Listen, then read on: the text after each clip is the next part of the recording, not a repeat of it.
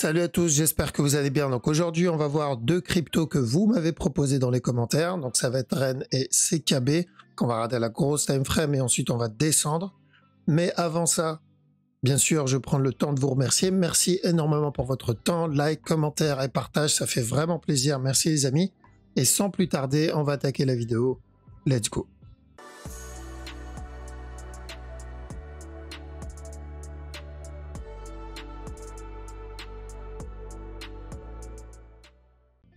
Ok, allons-y. Donc, REN USD. Donc, on va commencer par la structure weekly.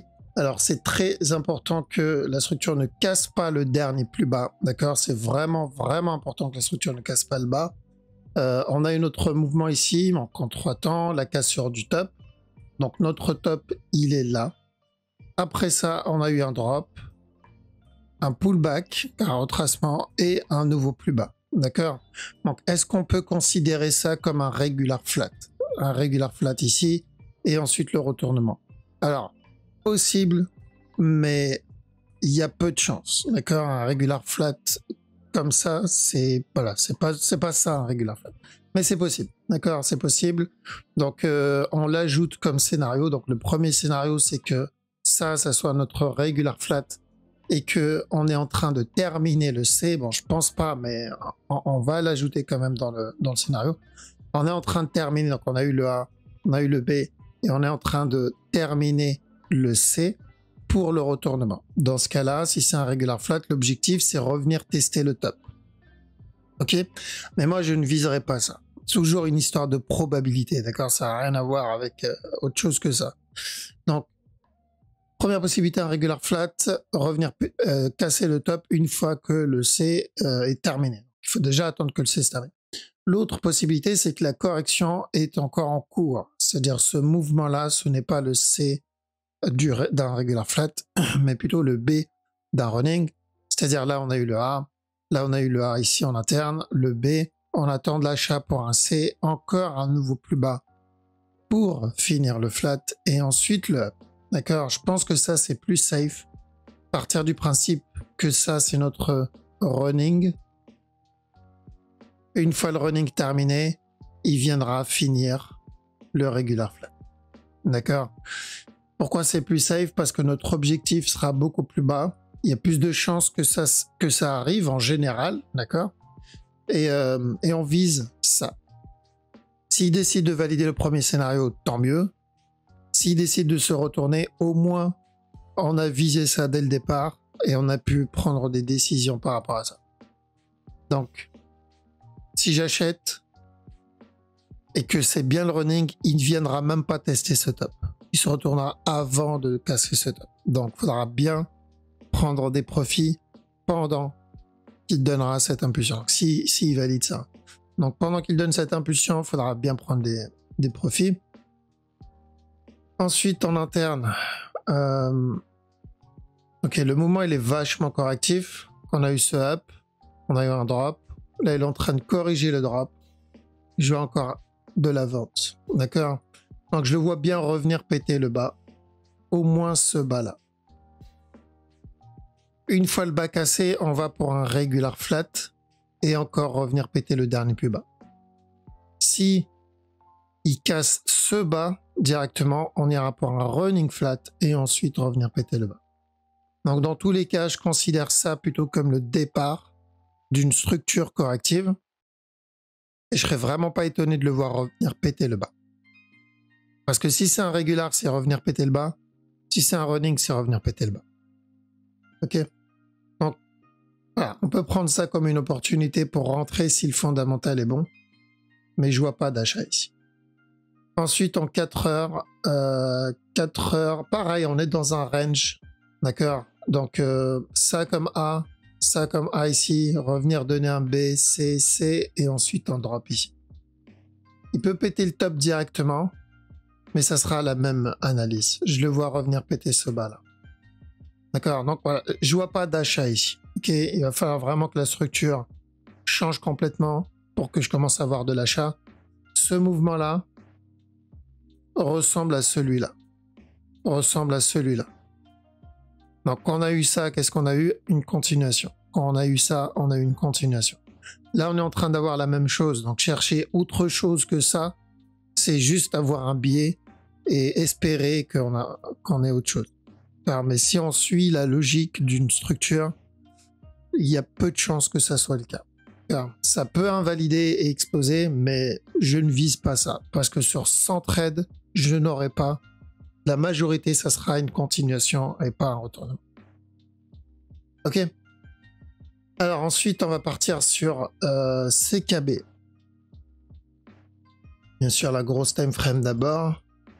Même chose sur celui-là. Par contre, lui, il me semble vachement proche du dernier plus bas, voire même casser le dernier plus bas. Donc pour ceux qui voulaient que j'analyse ça, il va falloir vérifier s'il y a un bas plus bas que celui-là, si le mouvement vient plus bas. C'est super important, parce que l'analyse ne sera pas la même sur le long terme. Donc si on n'a pas cassé ce all-time low, s'il y a même un plus bas, parce que je pense que tel quel, je ne serais pas étonné de le voir venir péter ce bas. Donc en partant du principe qu'il y a un bas qui vient plus bas que ça, d'accord? Dans ce cas-là, oui, je pourrais considérer ça comme un regular flat et bientôt sur la fin. D'accord? C'est exactement la même analyse que son cousin au-dessus. Donc, on part sur regular flat. Une fois le C terminé, on cherche le buy pour revenir tester le top. L'autre scénario, c'est un running. Donc, prendre ça comme un A, revenir donner le B. Une fois le B terminé, un gros mouvement agressif dans l'autre sens pour venir terminer le C. Et ensuite, un nouveau plus bas.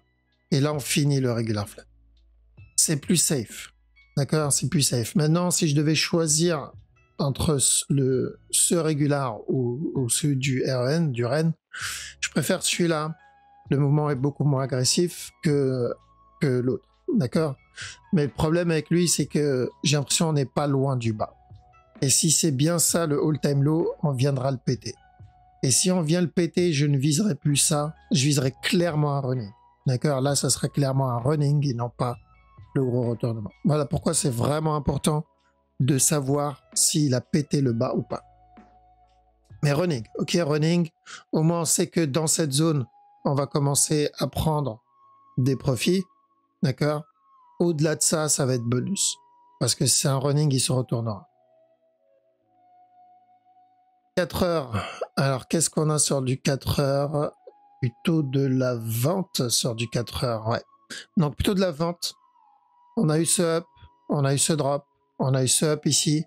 Donc, pour moi, un regular flat là-dedans. On a eu le drop là, avec un flat ici.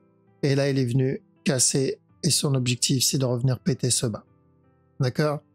Donc, regular flat, tel quel, même s'il est pas, c'est pas le plus propre des regular flat, je considère comme, et donc revenir casser le bas. D'accord? Donc plutôt baissier, je vois pas de retournement là-dessus.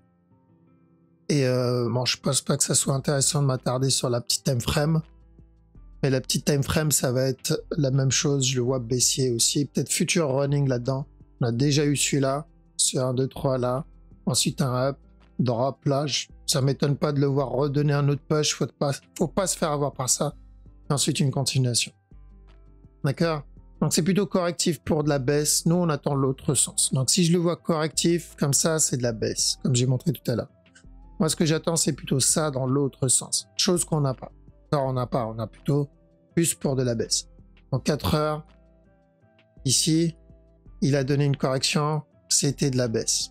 D'accord? Et donc je le vois venir péter ce bas. Va falloir attendre ça, mais dans l'autre sens. Donc un up et une correction pour le up. On n'a pas ça ici. Ok? Donc plutôt baissier en 1 heure, plutôt baissier en 4 heures et en daily. Donc revenir péter ce bas, est-ce que ça revient à revenir péter le all-time low? C'est plutôt ça la question que je me pose. S'il y a un plus bas, c'est ok. Mais si c'est ça le plus bas et qui pète le all-time low, dans ce cas-là, on va plutôt pour un running et ensuite encore de la vente. D'accord? Mais s'il y a un bas plus bas et qu'on n'est pas sur du all-time low, dans ce cas-là, ça sera considéré comme une continuation. Et là, on peut garder le scénario d'un regular flat. Ok? Bien sûr, tout ça sur du daily, weekly et plus, c'est ça va dépendre du fondat derrière. Donc, il faut garder à l'œil le fondamental au fil du temps. Ok, le fondat peut évoluer. Du coup, ça peut faire changer la structure. Et quand je dis évoluer, c'est-à-dire il faut qu'au moins que le fondat reste moyen, pas obligé qu'il soit exceptionnel, mais suffisamment de monde qui ait encore acheté l'actif. Donc, bien garder en tête que les personnes ne sont pas barrées avec le projet et que c'est pas devenu un fail project à la fin. D'accord? Histoire que la structure reste encore valable. La structure reste valable tant qu'il y a l'offre et la demande derrière, tant qu'il y a la demande derrière surtout. Ok les amis, bon je vous laisse ici, je vous dis à ce soir pour le live, donc je vous donne rendez-vous à 19 h sur Twitch, vous avez le lien dans la description, et voilà, ciao ciao.